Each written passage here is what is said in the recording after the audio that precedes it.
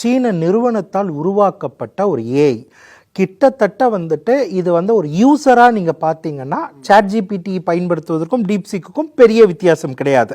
நார்மலாக இருக்கும். நீங்கள் எப்படி ChatGPTயில் கேள்வி கேட்டால் பதில் சொல்லுமோ அதே மாதிரி இதுவும் கேள்வி கேட்டால் பதில் சொல்லும். ஆனால் தொழில்நுட்ப ரீதியில் சில வித்தியாசங்கள் இருக்குது. ரொம்ப குறிப்பாக வந்து கணிதம் சார்ந்த கேள்விகளுக்கு ChatGPTயை விடவும் டீப்சீக் மிக அருமையாக பதில் கூறுவதாக சொல்லியிருக்காங்க. ஆனால் அதே மாதிரி ChatGPTயை உருவாக்குவதற்கு 5 மடங்கு செலவு தான் டீப்சீக்கு ஆகியிருக்கு. இதெல்லாம் வந்துட்டு என்ன சொல்கிறது, ஒரு தொழில்நுட்ப சாதாரண மக்கள் மத்தியிலும் தொழில்நுட்பவாதிகள் மத்தியிலும் வந்துட்டு ஒரு அதிர்ச்சி, ஒரு ஆர்வம் எல்லாத்தையும் கிளறி வச்சிருக்கு. ஏன்னா நீங்கள் நிறைய பணம் போட்டு ChatGPTயை உருவாக்கும் போது அதை பயனாளர்களுக்கும் நீங்கள் வந்து ஒரு குறிப்பிட்ட அளவு கட்டணம் வசூலிக்க வேண்டியதாக இருக்கும். ஸோ எவ்வளோக்களோ அது பணம் குறைவாக இருக்கோ அந்த அளவுக்கு பயனாளர்களுக்கு வந்துட்டு அந்த கட்டணம் வந்து குறையும், எண்ணிக்கை அதிகமாக இருக்கும். ஸோ எண்ணிக்கை அதிகமாக இருக்கும்.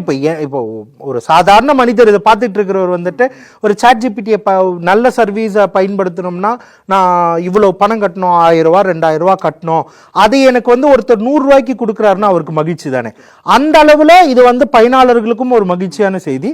தொழில்நுட்ப அளவுலையும் வந்துட்டு ChatGPTயை விடவும் குறைவான ஒரு பணத்துக்கு ஒரு தொழில்நுட்பத்தை கிரியேட் பண்ண முடியும் அப்படிங்கிறது ஒரு ஆச்சரியம். மூணாவது ரொம்ப முக்கியமானது, அமெரிக்கா வந்துட்டு தொழில்நுட்பத்தின் தலைநகரம், பட்ஜெட் இந்த இவ்வளவு தொழில்நுட்பம் உருவாக்கணும்னா அதற்கான பணம் முதலீடுகள் அதிகம் கொண்ட ஒரு நாடு அப்படிங்கிறதுலேருந்து இது வந்து ஐரோப்பாவில் இருக்கிற நாட்டிலிருந்து வந்தாலோ ஆஸ்திரேலியாவிலிருந்து வந்திருந்தா கூட இங்கெல்லாம் பணம் முதலீடுகள் அதிகம்.